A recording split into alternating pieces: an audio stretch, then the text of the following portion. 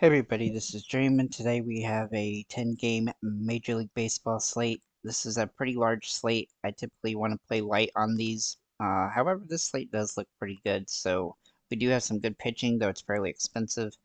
With that said, let's go ahead and get started. Can you guys smash that like and subscribe button? Thank you guys for the well wishes and things like that as well. I really do appreciate it. I can't be certain how much I'm going to make videos this week, but I'll do my best. So let's go ahead and get into this one. So for pitching, our top overall play is Glass now for the Dodgers. Now he's facing Arizona. He has been absolutely fantastic so far this season for the most part. He also has some of the highest ceiling on the slate, and he also has the best strikeout rate on the slate. He's a solid option for your top overall play, so he's definitely in play, though he is fairly expensive at $10,600. So he's not a must play because of that, but he is a great play on the slate. Looking at Peralta for Milwaukee, he's the other top tier option. He's got a favorable matchup against Miami. He's been more inconsistent than Glasnow has, but he does have a pretty good strikeout rate as well. So that gives him a lot of good opportunity. He's a P1 alternate, but he's definitely a little bit riskier than Glasnow, and he's only $400 cheaper, so I'm definitely favoring Glasnow at this point. Blake Snell has only played a couple of games so far. He has come back from the injured list now. Now he may be on a limit here, so that would be a concern. And he has struggled so far this season, as you can see. But he does have a favorable matchup here in Pittsburgh, and I don't think Pittsburgh is going to have too much to go up against them. So he definitely has that big time upside. However, he really probably doesn't have that this game because he's going to be on a limit. But he is a very contrarian option if you want to roll with him for a kind of a cheaper play in general. Nestor Cortez for the Yankees is in play today. He has played pretty solid so far this season. He's been a little bit up and down, but he definitely has that good potential. And he's got a favorable matchup in Seattle. I do think he's kind of a boomer bust play today, so he's got a high ceiling, but a low floor. And he's a little bit more expensive than I really like for that up and down, but he's definitely in play. Jared Jones for Pittsburgh, also interesting today against San Francisco. He's safer than Cortez, but he doesn't have as high of a ceiling. His strikeout stuff is also pretty good, so he's definitely fine, but he's definitely risky on this one. Then we're getting some cheaper options here. Luzardo for Miami. Now, he has a very unfavorable matchup against Milwaukee, and I do like some of the Brewers today, so he's definitely not a must play, but his strikeout rate is enough that he can definitely pay off even if he gives up a couple earned runs. But he is a risky play on the slate considering the fact he's got one of the toughest matchup of the good pitchers. Another guy I do like a lot though is Bassett for Toronto. Now he's facing Chicago White Sox, have been absolutely abysmal. It's a great matchup here. The only real concern here is the K rate is inconsistent. But he probably will get enough to pay off here anyway. But as he does give up some earned runs occasionally, he just has a really low floor, and he's a very inconsistent pitcher so far this season. But that's why his price has come down quite a bit. Then we'll look at Max Fried for Atlanta. Now he's got a favorable match against the Cubs, but the Cubs do look pretty good today. So he does have as much upside as anybody on the slate, but he also has a low ceiling or low floor as he has struggled in several games this year. He's kind of high risk, high reward right now, so I wish he's a little bit cheaper to make him a little bit more favorable. But he is a decent play on the slate, but not a great one. Definitely a GPP only play. Peapot is also coming back from a injury here. It looks like he'll be back in play here, though he might be on a pitch limit as well. The last game he pitched, he only pitched 44 pitches, but he didn't get very far, 2 innings. That was, I guess, on the injury there, but I do look for him to have some upside in this matchup against Boston, though it is a high risk, high reward situation, but he's cheap enough that he's a GPP play. And then if you want the Hail Mary approach, you can go with Mr. Spence for Oakland. He's facing Colorado today. Now Spence has only had one start, and that was the last game against Kansas City, but he actually fared well okay there. Anytime he's actually played over 3 innings, he's actually done okay. And I do suspect that he'll go closer to 5 or 6 innings in this one if he can handle the Colorado offense, which he should be able to do. And so he does have that 15 fantasy point upside on the slate. Being $4,000, he's just dirt cheap, and he gives you some opportunity to pay up at other positions. I do have a kind of a strategy for today when it comes to GPPs and your doing stacks and stuff. You can do multiple stacks with the same players, but then switch out some pitching. And Spence would be somebody that would just do some Hail Mary plays with some of the good stacks. So that's kind of the way I look at that today. But he's definitely interesting on the slate. Moving into our catchers now. We do have some really good catchers on this one available, and one of them being Contreras for Milwaukee. He is the top overall play at this position. He's been absolutely phenomenal so far this season, and he does draw good metrics for this game. I think he's a great option. Even if you want to use Luzardo for Miami, Contreras is still the top overall guy. Another option here though is Travis d'Arnaud. Now he hasn't been as consistent lately, but right now he's a really solid option today. He has absolutely fantastic metrics for the slate, and so he is a top overall option as well. However, we do have a lot of value plays at this position to consider, as it's a very deep position today. So Jansen for the Toronto Raptors, Yan Gomes for Chicago Cubs, Campasuno for San Diego, Garver for Seattle, uh, Gary Sanchez also for Milwaukee, and then Austin Wells for uh, the Yankees. All have really good upside on the slate. None of those guys that are in the value section there are top tier plays, but there are definitely secondary options, and they all look really decent today. Obviously, Travis d'Arnaud looks like my favorite play outside of William Contreras when it comes to value plays, at least. So let's look at first base here. Now, first base is a little bit tougher today, but it's still got a lot of options. Otani, Bryce Harper, and Freddie Freeman are all the top 3 overall plays, and they all look really solid. I don't think you have to pay up for Otani, but you could definitely pay up for Harper today, as Philly looks like one of the best stacks on the slate. But if you want to look at value plays, Patrick Wisdom for the Cubs, he can play first or third base. He does draw good metrics today. He's kind of a boomer bust play, though, as he has been inconsistent lately and hasn't started a lot. But if he draws the start, he'll be in play. Lamont Wade Jr. for San Francisco is a very good one-off today. He looks good in certain situations, and today is one of those where he looks solid. I also like Vlad Jr. here, though he's a little bit expensive today. He has really good metrics for this game, and he's facing a weak pitching for the Chicago White Sox, so I look for him to take advantage of that. Cronenworth might be one of my favorite plays at first base, as he's been pretty consistent, and San Diego looks really good today. I think that he's got a lot of upside as a result, and he has a very stackable team as well. I also like Nate Lowe for Texas, uh, as he also draws good metrics for this game, though uh, he's been pretty solid since he started playing this season, so I look for him to be a solid opportunity as well. A lot of good options at first base. Second base, a little bit weaker today. Ozzy Albies is the top overall play. He's fairly expensive though, but he is definitely rosterable today. And even though he has struggled a little bit lately, he's been getting hits, and he definitely has fantasy potential today. I also like Bryson Stott for the Phillies. He's a little pricey for this, but he has good metrics, and he's been hitting the ball very well. I do think he draws really good upside in this matchup. Now, some value plays here. First, Chris Morel at 44. Let's see, where'd he go? Morel. Okay, sorry. Why am I looking at the wrong thing? Nico Horner. Nico is actually the top option as a value play at second base, as he's drawing really favorable metrics here. However, I do think this is a risky slate for the Cubs. I do think they're stackable, but they're definitely somewhat risky. Other options here, Wisdom, who could also. Why am I looking at third base? I'm sorry, guys. Luis Arias. He's one of my favorite plays for San Diego here at $4,200. He has absolutely fantastic hitting potential today, and I really like his upside, so he's definitely in play on the slate. I'm also going to look at Brendan Lowe and Davis Schneider here. Lowe for Tampa Bay is a good one-off for them, as he has been inconsistent so far this season, but he's only played a handful of games so far, and he does have some good metrics for a home run, so I think he's a viable option. I also like Schneider, who I've liked quite a bit lately for Toronto. While he has been somewhat inconsistent, he does have home run metrics, and he has had some really good games lately, so he's definitely in play here as well.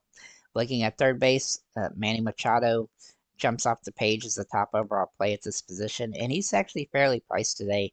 He's been really good, and at times, and this matchup definitely gives him a lot of favorability, especially it being in Cincinnati.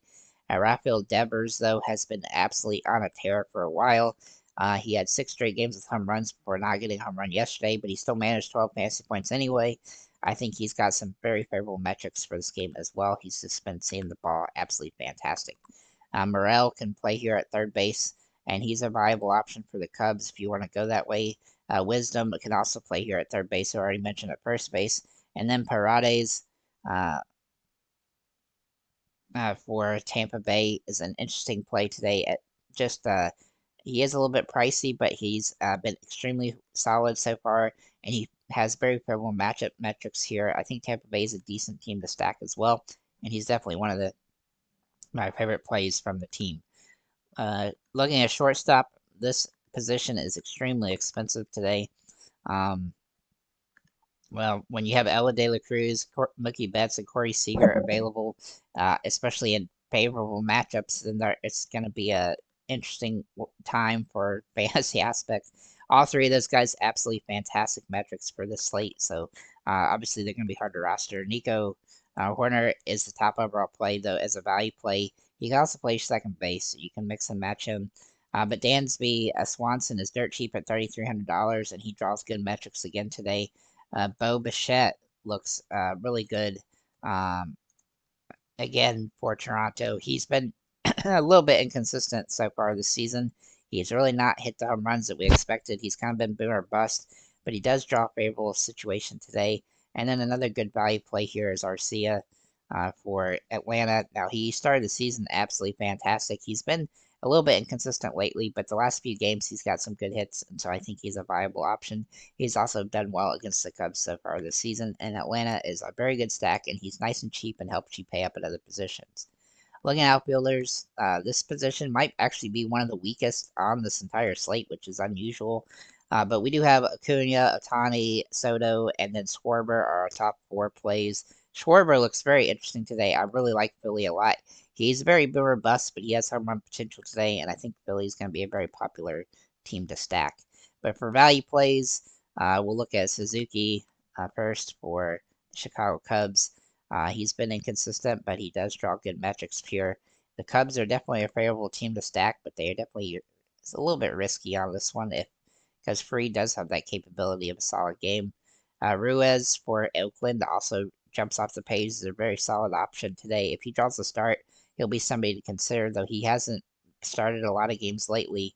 He's been a little bit inconsistent, but he definitely has the metrics today to be solid. Josh Lowe for Tampa Bay looks really good today as a decent mid-range price guy for Tampa Bay, and I like their upside. Jacob Ubosi, if he ends up starting today, he'll be somebody I'll probably try to roster. Just $2,000. He's dirt cheap, but he's going to have some opportunity because TJ Friedel being put on the injured list, and he has absolutely fantastic metrics for this. He has not really done much so far to start his career here in the majors, but I think he is in a good spot and has some capability here, so he's definitely in play on the slate. Brandon Marsh, let's see, Brandon Marsh here for Philly looks really good today. I really like Philly a lot on this slate, and he draws good metrics and has some nice upside as a result. We also like Adam Duvall and Michael Harris from Atlanta. Now, Duvall's nice and cheap today, and he can help you pay up at other positions, though he has been inconsistent, but his metrics are good today. Michael Harris, meanwhile, his price is probably going to continue to start to rise again soon as he's been getting a lot of hits lately. Now, he hasn't had a bunch of huge games, but he's definitely capable of that, and he's had some home runs recently, and he looks like he's seeing the ball very well. I also like Evan Carter, though he's a little bit pricey today for Texas. He does draw good metrics. He's definitely a boom or bust play, though, due to the price. I also think George George Springer looks decent today for Toronto. He's fairly priced, but he has really been inconsistent so far this season. I got a couple of sub $3,000 plays overall for the slate. Hertu Boyce is the top one for Cincinnati at just $2,000. He does draw, some good upside there if he can get anything basically. Yan Gomes for the Cubs is $2,800 and can play at catcher, and he's a very good catching option on this one. Madrigal for the Cubs is a very cheap second or third base guy. Benintendi is a Hail Mary one off for the White Sox, at $3,000. And then Tyler Wade is a sneaky option for second or third base at just $2,500 on the slate. If I was gonna put some core plays in here, I'm probably looking at Luis Arraez as one of those here at second base. And I would like to put one at catcher, but I think that you just want to use the catcher, whoever you stack for the most part, with exceptions, obviously, whether it be Gomez or Jansen or Travis d'Arnaud. All of those guys have a lot of potential, so it's hard to really lock any of those guys in as a core play today. I did consider at third base making Manny Machado a core play. However, there's a lot of good options there as well that look really good. Man, maybe Cronenworth at first base as well, just because he's cheap. I think that's probably the way I would go. And then, whether you want to use Herta Boyce for Cincinnati or not, I think Brandon Marsh is probably a good play. I don't think he's a must play though. So that's pretty much what I'm gonna say is my two cores of Cronenworth and Arraez. But if you don't stack up, depending on what teams you stack, you might need to mix out those guys at some point. But I think that they have a lot of upside on the slate. I'll probably put Travis d'Arnaud as the core for just a default catcher if you don't want to stack the pitch or the catcher from the stackable team. Let's look at our stacks now. So we have a lot of good stacks on the slate. And as we can see here, we got Philly, Toronto, San Diego, LA Dodgers, and Atlanta. All 5 of these stacks look really good today. I'm a big fan of this Philly stack as they have a nice boost to lefties as well. So Harper, Schwarber, Marsh, and Stott are the top overall guys. And then you could either use Real Muto or Clemens. I think Clemens is kind of sneaky today, so he's definitely worth a look. And you don't have to use the pitch catcher here as he's rather expensive, and you could go with d'Arnaud there instead to save money and help you pay up for these other guys. Looking at Toronto's stack, Vlad Jr. definitely default, and then you got to choose between Springer, Varsho, Jansen, Bichette, and Schneider. Right now, I'm probably leaning on leaving out Jansen in this stack because there's so many good options at catcher that I feel safer with the other guys in the stack. Or you can leave out Bichette there as well. So there's just a lot of different ways you can run that stack. Looking at San Diego, Cronenworth, Arraez, Merrill, and then either Machado, Profar, or Tatis Jr. or Campusino. I really do like Machado and Profar, but I also like Campusino. I think Tatis is probably the weakest of the group.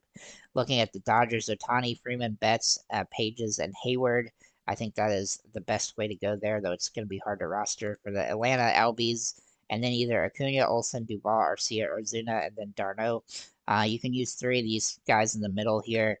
Acuna is probably the guy I'm actually going to leave out for one, and I'm probably going to leave out Olsen as well and just go cheaper with Duvall, Arcia, and Ozuna because it does fit and does help us save money. And it makes the Atlanta stack relatively cheap today. Though Acuna is a guy that you like to roster with that stolen base potential. Looking at Cincinnati, De La Cruz, Herta Boys, Benson, India, and either Steer or Martini look the best. For Texas, Seager, Simeon, or Garcia, Carter, Lowe, and Tavares. For the Yankees, Soto, Judge, Verdugo, Rizzo, and Wells. For Oakland, Ruiz, Rooker, Nevin, Davis, Schumer, or Harris all have some potential. Sure, man. Sorry. Excuse me. Looking at the Cubs, Suzuki, Morel, Wisdom, and then Horner, Swanson, and Gomez is one or 2 of those 3. I'm probably leaning towards Swanson and Gomez right now, but I could go to Horner and Gomez. I think that you want to use the catcher from the Cubs in that stack. For Tampa Bay, the the two lows, Diaz, Paredes, and Arizarnia. And then when we get into these lower tier stacks, now I think these stacks right here, Milwaukee through Miami, all have some potential today. So I really like this Milwaukee stack, whichever catcher you want to use, and then Adames, and then either Churio or Brasso, and then Weimer and Montesero. Montesero has been solid, but he didn't really jump off the page for to being a core play. But he's definitely a cheap play that you can consider in other stacks and other situations. For Boston, Devers, Duran, Abreu, Wong, and either Grisham, O'Neill, or Smith. But I do think a four-player stack of Boston's ideal with Devers, Duran, Abreu, and Wong. Look at Colorado, McMahon, Doyle, K, Blackman, and Tovar. This stack actually sucks, though. I don't like it. For Pittsburgh, Reynolds, Joe, McCutcheon, Oliviers, and then Taylor. And for San Francisco, Wade, Yaz, and Estrada all look solid. And I just kind of threw in Soler and Chapman because I wanted to make five guys. I really don't like those at all, though. So a three-player stack is ideal. For Seattle, Haniger, Garver, Moore, France, Urias, or Raleigh as the top two of those bottom three. I don't think you really need to use Raleigh today, but you can. For Miami, Chisholm Jr., De La Cruz, Berger, Lopez, and then Bella Gordon. The stack absolutely sucks as well. And then the bottom two stacks in the White Sox and Arizona, very avoidable. You could use a couple one-offs there, like Benintendi for the White Sox or Carroll for Arizona, but these two teams absolutely look horrible today. So with that said, guys, thank you for liking, commenting, subscribing. If you have any comments or questions, feel free